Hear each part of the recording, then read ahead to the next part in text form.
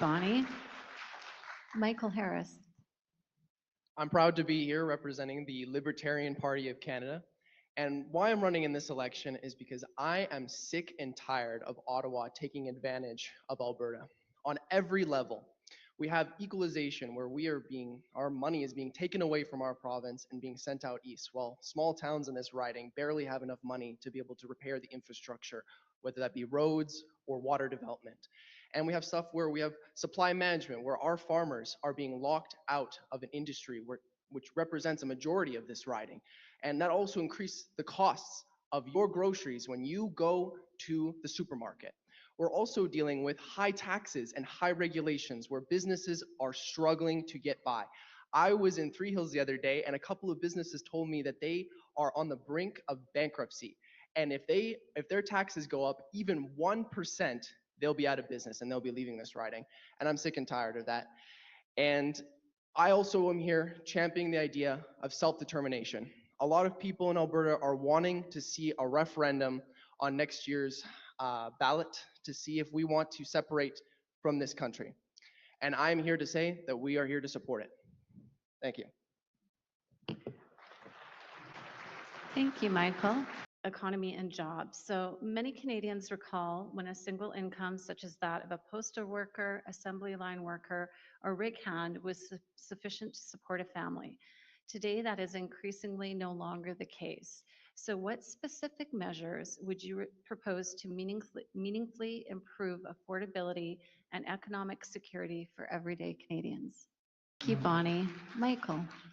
So first and foremost, we need to get rid of the welfare state. Main issues number one is that this government is spending way too much money. We are both in debt and in a deficit at the same time, where we are making no money.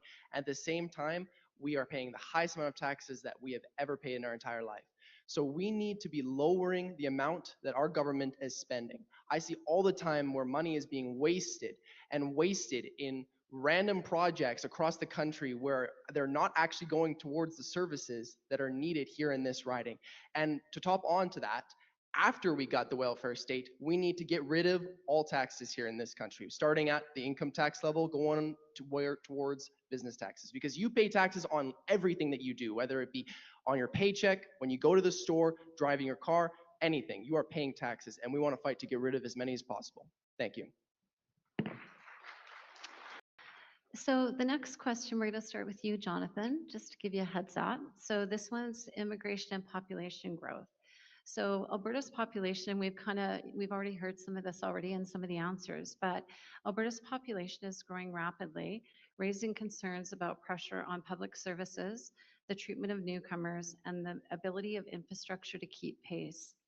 Do you support increased immigration, and how would you ensure newcomers are protected and supported while ensuring services can meet the demands of a growing population? Michael. Honestly, I'm going to agree with Bonnie on this because a lot of the times people like to blame immigrants for a lot of problems in this country. And most of the time, you can probably blame the welfare state. A lot of the times, our government is just handing out cash to new people in this country. I think there's a bill that was recently passed in Ontario where our Doug Ford is given around $10 billion for hotel development for newer people coming into this country. That is, in my opinion, a complete waste of money. We need to be able to, if people are wanting to move to this country, they need to be bringing their own money to come here safely. And I personally believe it should be the decision of Alberta to choose who is coming into this province and who is not. Thank you. So this next question, Bonnie, we're going to start with you. This one is around government accountability and democracy. So given that several candidates do not reside within the boundaries of this riding, what does local representation mean to you? And what specific actions will you undertake to ensure the perspectives and priorities of the constituents are authentically represented? Michael. I believe first and foremost, you have to be able to live in the riding to be able to represent it. Number two, you have to be able to show up to all the events. You have to be able to go from town to town. This is a big riding, and talk to every single person in this riding that you can. And I've seen, out of the 200 or so candidates that are running in this election, I don't think even 75% of them are stepping foot in the province. And that's got to stop. I don't know what Thomas or whatever his official name is trying to chorus in our writing here, but that's got to stop. I'm sorry. And for representation and accountability for my bid for the member of parliament position would be, I'm not running for a wage.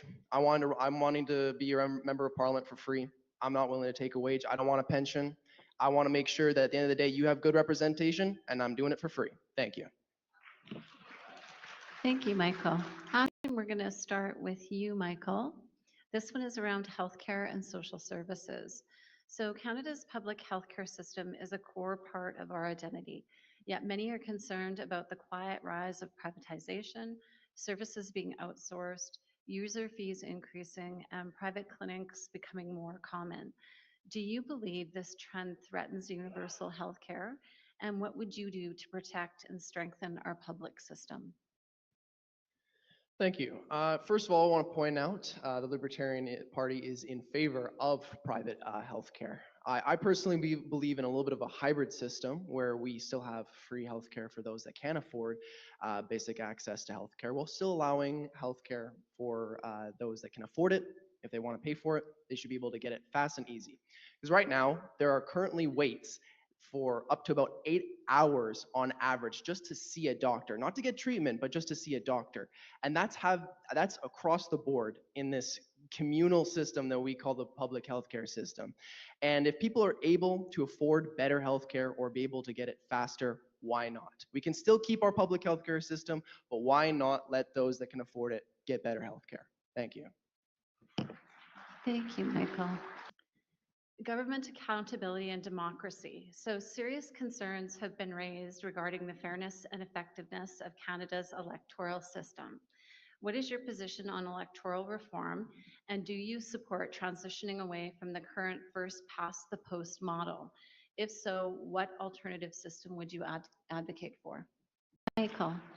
First of all, I would like to point out a previous comment on the last panel that we had that Ashley admitted that healthcare workers would get paid more under a private system than our public system. So I just want to point that out. Number two, I refuse to give any more attention to the longest ballot people because honestly, they're doing this for attention. And this isn't a protest. They're asking for attention. If anybody knows any of those names on those ballots, I recognize for them. They're being supported by the Rhino Party of Canada. They're a joke. This isn't a protest. And in my opinion, for electoral reform, the Liberal government has been promising for over 10 years that they were going to offer us electoral reform and remove the first past the post system. I don't know where that's going. We're still stuck with it. And in my opinion, we need to focus and push towards a ranked ballot system. And that would be what I'd be fighting for. Thank you. This next question will start with you, Pierre. It's around agriculture and rural development. So how will you support farmers and rural communities in adapting to the growing impacts of climate change, such as droughts, wildfires, and extreme weather, while also promoting sustainable agricultural practices, rural infrastructure, and rural economic development? Quick question. Do we have any history buffs in this room right now? Does anybody know anything about the Gauss plan by any chance in the Soviet Union? It was a plan of centralized economy that was regulating the Soviet Union. And we have our very own Gauss plan here in Canada called supply management. And it is limiting the amount of produce of milk, poultry, eggs, all of that, all of the above, every single month. And if you go over that quota, well, it's got to go in the garbage. I've been going around talking to a lot of farmers in Drumheller, Acme, and Three Hills, where they have to dump hundreds of liters of milk every single month because of this policy. I'm the only candidate that's on this stage saying that we need to end the policy of supply management now, not later. We need to end it now. Thank you. Thank you, Michael. Final question of the evening, and Darcy, we're going to start with you. So around education and workforce development, student loans are a giant financial burden to young Canadians, but education is required for even basic jobs. Given restrictions on international students and a lack of university funding, how will you ensure Canadians can access affordable, top-tier educations without drowning in debt? Michael. First of all, I'd like to give a shout out to the University of Calgary and my fellow students that are watching this live stream. First of all, I just want to say, do not be fooled. The issues that we are facing in this province due to education are completely the result of our premier and the provincial government here in Alberta. We need to see more support for students. As a member and student of the University of Calgary, I see a lot of corruption in our student boards, for our teachers, and our professors, where they are taking massive bonuses every single year, which almost doubles their income, while students are struggling to get by and to be able to pay for their education. All the while, we have a government that is disavowing the ability for people to homeschool, for people to be able to learn their trades. And as Johnny was saying, we're pushing people that to get a good job, you have to go to university, when that is not true. Good paying jobs in this province are from trade jobs, not from university jobs. Let's get more people into trade jobs, please. Thank you. Thank you, Michael. Michael. I'd first of all like to thank the Chamber of Commerce for inviting me out to this debate. There's not too many times that libertarians are invited to these type of things, but when we do get invited, we come swinging like a hammer, as I always like to say. And I've been out here, if you guys don't know me, my name is Michael Harris. I've been out here since May knocking on doors. I've knocked on a couple thousand doors on this ride, and I've been hearing the issues of this ride. And people might be disagreeing with me. People might not be even wanting even to vote for me. But at the end of the day, I want to hear the issues of every single person in this riding so I can best represent you. Now, if you believe that the government and the Uni Party has taken advantage of you, has taken every cent out of your pocket, and that you feel that you can't get by day to day, and if you want to see lower taxes, lower regulation, an end to supply management, an end to equalization, and the right to self-determination here in Alberta, then I ask that you support me, Michael Harris, Libertarian, for liberty, family, and independence. Thank you. Thank you, Michael.